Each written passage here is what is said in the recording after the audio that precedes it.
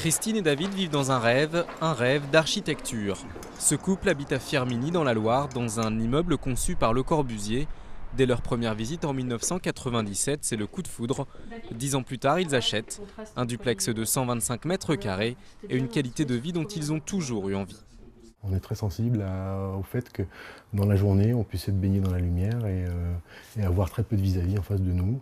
Donc voilà, on se sent à la fois un peu chez nous, enfin très bien chez nous, et on se sent à la fois dans un milieu collectif où on croise beaucoup de gens de plein de nationalités différentes et de catégories sociales différentes.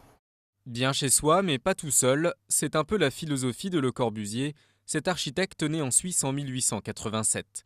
Créateur de génie, visionnaire pour son temps, Le Corbusier est l'un des premiers à construire dans le monde entier plus de 75 édifices dans 12 pays différents, avec toujours une griffe bien à lui. C'est quand même toujours la recherche de la qualité de vie maximale et de l'utilisation la plus importante possible de la nature et d'un impact sur la nature le plus faible qui soit. Là, vous avez un très gros immeuble, mais ce très gros immeuble, il contient 1500 personnes, plutôt que de les étaler comme on peut le faire en construisant des maisons individuelles qui tiendront beaucoup plus de place, par exemple.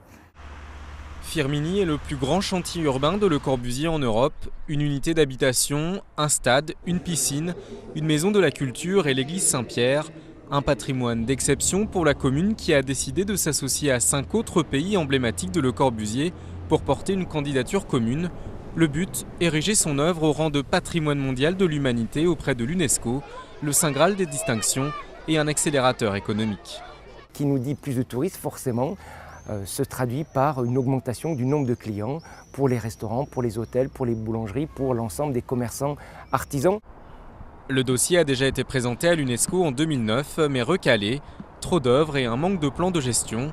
Aujourd'hui, l'association présente un total de 19 réalisations à travers le monde. Réponse entre le 23 et le 25 juin.